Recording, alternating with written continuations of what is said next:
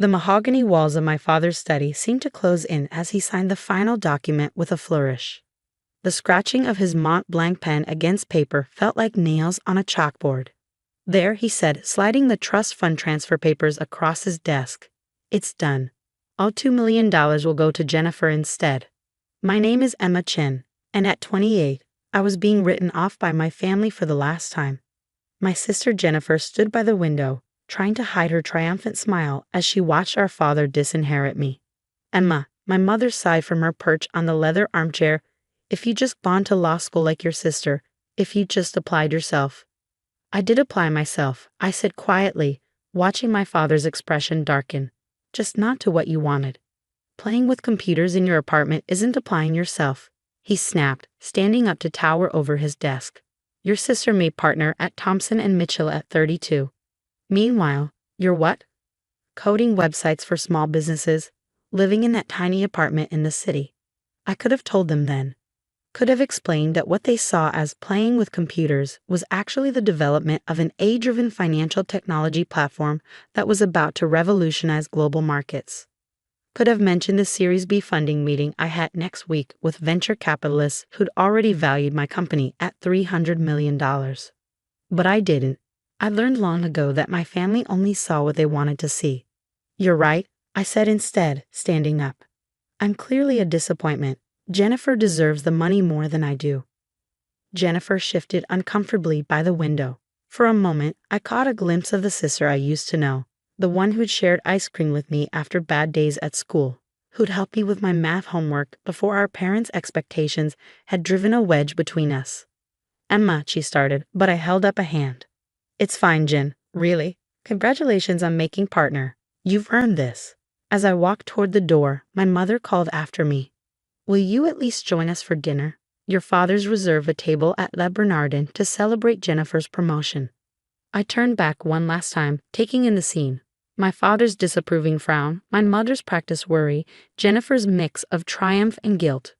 The study walls were lined with law degrees and Bar Association awards.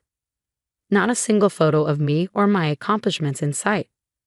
I have a meeting, I said, but enjoy dinner. The drive back to the city gave me time to think. The trust fund had never been about the money.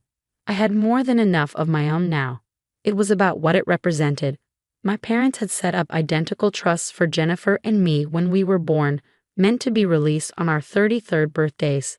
But a clause allowed them to redirect the funds if they felt one of us was failing to live up to the family standards. My phone buzzed with a text from Maya, my CTO. VCs moved the meeting up to tomorrow. You ready?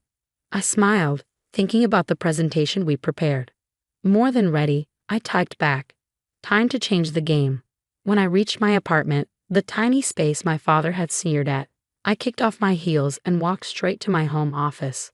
The wall-mounted screens displayed real-time data from our AI system's latest test run. Numbers scrolled past, each one representing another successful prediction, another validation of what we built.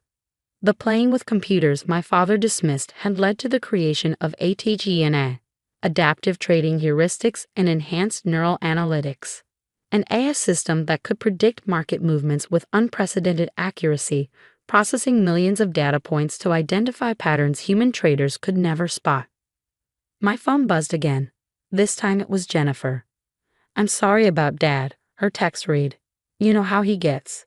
The trust fund doesn't matter anyway, right? You're doing fine with your computer stuff. I stared at the message, noting how even Jennifer's attempt at kindness came with a subtle dismissal of my work. Thanks, Jen, I replied. Enjoy dinner. Turning back to my screens, I pulled up the pitch deck for tomorrow's EC meeting.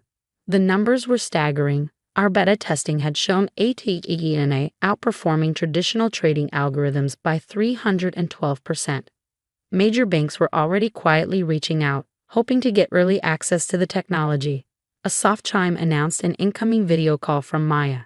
Her face appeared on one of the screens, her usual energy somewhat subdued.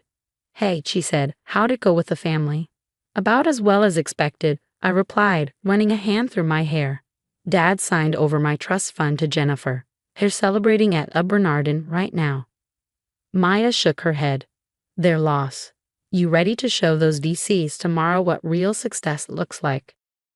I pulled up another screen showing ATHENA's latest test results. Actually, I've been thinking, what if we don't take the VC money? Maya's eyes widened. What? Emma, we're talking about a $50 million investment at a $300 million valuation. That's small thinking, I interrupted. Look at these numbers, Maya. We don't need VC funding. We could go public within a year, maintain complete control, and I smiled, thinking about my father's face at the IPO ceremony. Really show them what playing with computers can accomplish. Maya was quiet for a moment, processing. Then a slow grin spread across her face. You want to build an empire. I want to build something that even my father can't dismiss, I corrected. Something that changes the way the entire financial world operates. Your father's a corporate lawyer, Maya pointed out. Wouldn't he have heard about ATHENI if it's as revolutionary as we think? I laughed. Maya, my father still uses a BlackBerry and thinks coding is something you learn at a community college. He hasn't heard about ATHENA because he's never bothered to ask what I actually do. His loss, Maya said firmly. So what's the play? Cancel the VC meeting? I shook my head. An idea forming. No, we use it. But instead of seeking investment, we pitch partnerships. Get them to open doors to their network of financial institutions. We don't need their money, we need their connections. 6 months after being disinherited, I stood in our new office space in downtown Manhattan, watching our team of engineers work on ATENA's final testing phase. The floor-to-ceiling windows offered a perfect view of the financial district, the same institutions that would soon be revolutionized by our technology. Emma, Maya called from her workstation, you need to see this. I walked over, coffee in hand, to look at her screen. The latest simulation results were beyond even our most optimistic projections. Athena wasn't just predicting market movements, it was identifying market-moving events before they happened. Is this accurate? I asked, leaning closer to study the data. Maya nodded, her eyes bright with excitement. Triple verified.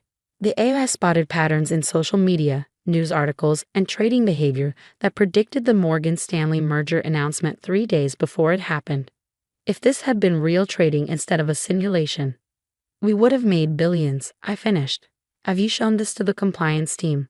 That's the best part, she said, pulling up another screen. Everything's completely legal. Athena isn't using insider information. It's just better at connecting publicly available data points than any human could ever be. My phone buzzed. A text from Jennifer. Hey sis, haven't heard from you in months. Parents are worried. Dad says your phone number at the apartment is disconnected. I smiled slightly.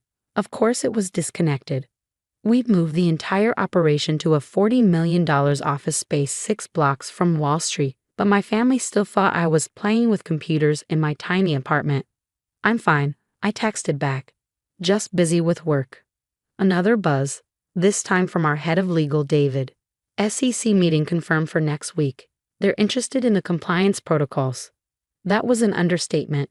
When word had gotten out that we were developing something revolutionary in the fintech space, the SEC had practically begged for a meeting.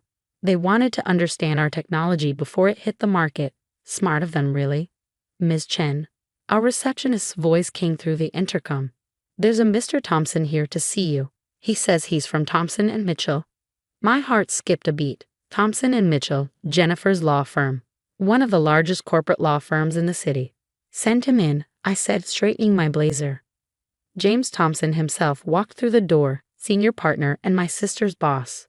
He looked exactly like the kind of lawyer my father admired. Silver-haired, perfectly tailored suit, exuding old money confidence. Ms. Chen, he said, extending his hand. Thank you for seeing me without an appointment. I hope you'll forgive the intrusion. But when we heard rumors about what you're developing here. You heard rumors? I asked, gesturing for him to sit. From whom? He smiled diplomatically. Let's just say certain financial institutions are very interested in your technology. They're our clients and they asked us to explore potential relationships. Does my sister know you're here? His smile faltered slightly. Jennifer? No, this meeting is strictly confidential. Though I must admit, I was surprised to learn you were her sister. She's never mentioned that she has a sister who plays with computers. I finished for him. I imagine she hasn't mentioned me much at all. Maya appeared in the doorway, tablet in hand.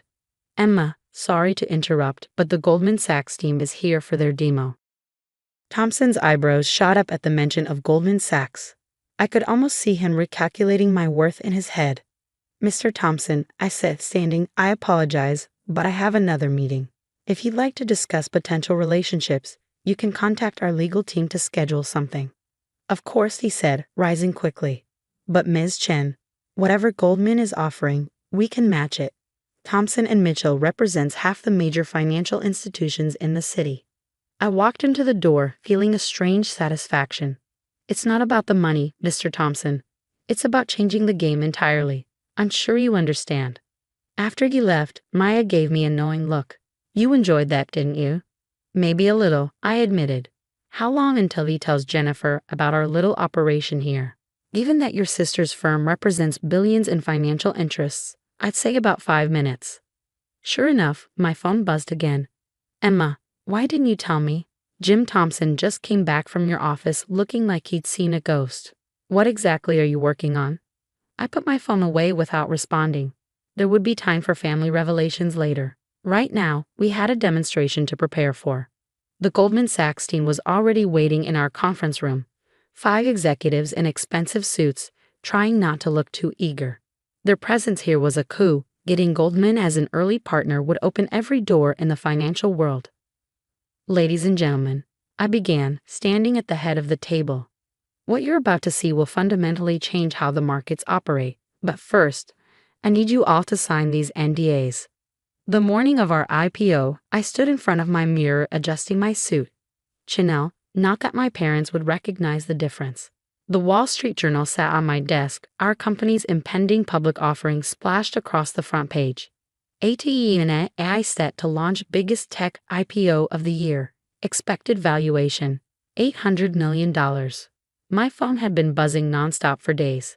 First Jennifer, then my mother. Finally, even my father had tried to reach out. I'd let their messages pile up, unanswered. They'd all be at the ceremony today anyway. The invitations had gone out weeks ago. Ready for this? Maya asked, appearing in my office doorway. She traded her usual tech company casual wear for a sharp business suit. Born ready, I replied, picking up my presentation folder.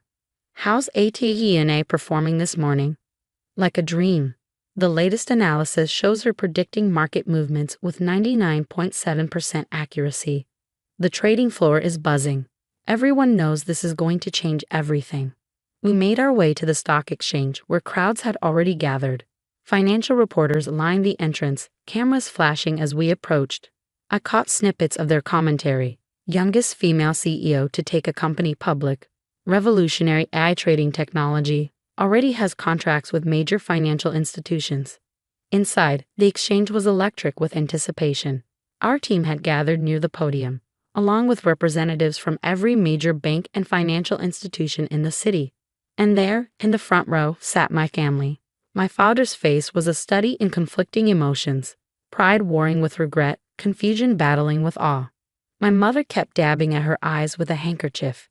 And Jennifer just stared at me like she was seeing her sister for the first time.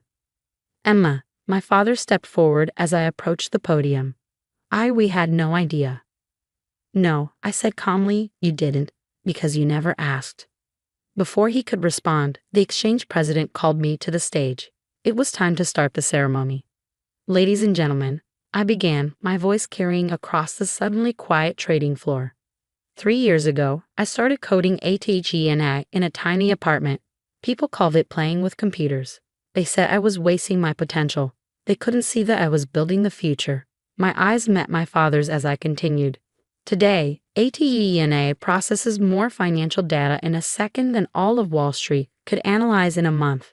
She predicts market movements with near-perfect accuracy, all while operating within strict ethical and legal guidelines. But more importantly, she represents what's possible when you believe in your vision, even when no one else does. The ceremony proceeded according to tradition: speeches, handshakes, the ringing of the bell. But the real moment came when our stock price appeared on the big board. The room erupted in cheers as the numbers soared past our projected opening.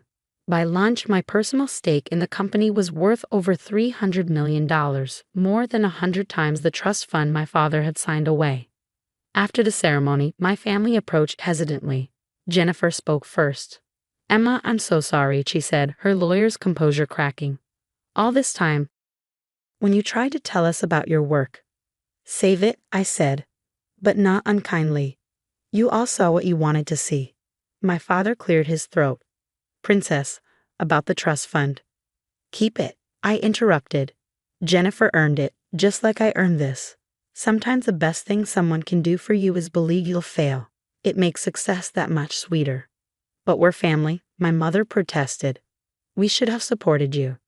I looked around at my real family, Maya and our team, the people who believed in the vision when it was just lines of code in a tiny apartment.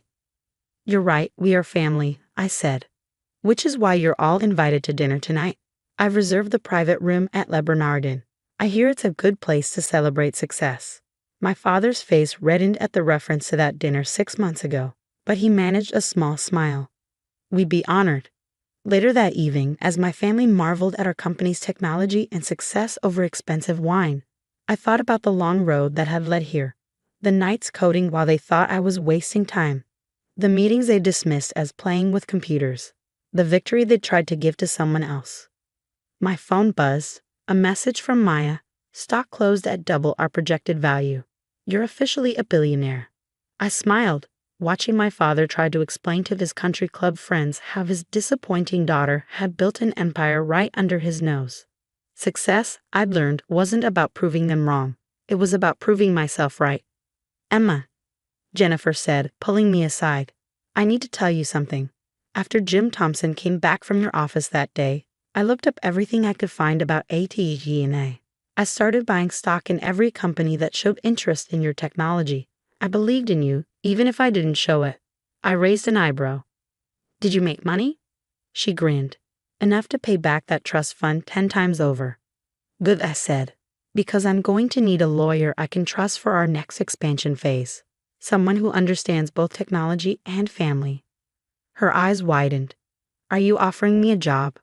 "I'm offering you a chance to be part of something bigger than both of us. What do you say, sis? Ready to play with computers?"